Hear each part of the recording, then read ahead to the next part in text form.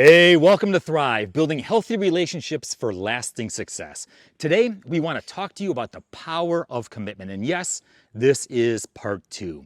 It's based off the work of Dr. Scott Stanley out of the University of Denver. In fact, he wrote a book called A Lasting Promise. Last week, we talked about constraint and dedication commitment. Constraint commitment are the things that keep a couple constrained from separating. It keeps them together, like you bought a house or you bought a car or you have kids together, right? It holds you together.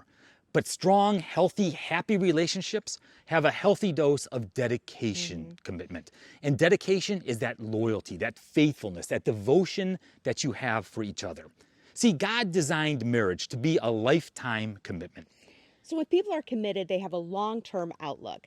Both dedication and constraint commitment combine to produce a healthy, gratifying sense of permanence. See, every relationship, and my friends, every relationship has its ups and its downs, its highs and its lows, its good times and its not so good times. And although marriage can be extremely satisfying, it can be also extremely ungratifying at times. No relationship is consistently satisfying. So in a healthy relationship, there's an expectation that through thick and thin, through good and bad, this relationship is going to make it. Commitment is saying, I will be there no matter what. There's a deeper kind of safety that comes from the assurance that you will always be there for one another. When a long term is uncertain, partners begin to focus on the immediate payoff. When they're concentrating on the present time, they keep score on each other's performances. They have the attitude of, what have you done for me lately? And this is actually a short-term selfish view. In contrast, couples with a clear long-term view, they have a strong expectation of a future rooted in solid commitment, in spite of all the imperfections of their relationship. See, their belief in the future is evident. It's evident in their frequent talks about plans that they have of a life together. It's evident as they protect their commitment. They do things for one another. They show respect. They protect their marriage. They give it the highest of priorities. They invest regularly in the relationship, in the good times and the bad times. So how do you keep commitment alive? So first thing, instead of asking, what have you done for me lately?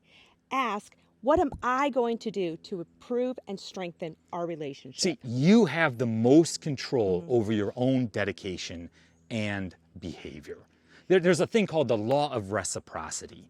The law of reciprocity says if you behave nicely towards someone, ultimately they will reciprocate. They will behave nicely toward you.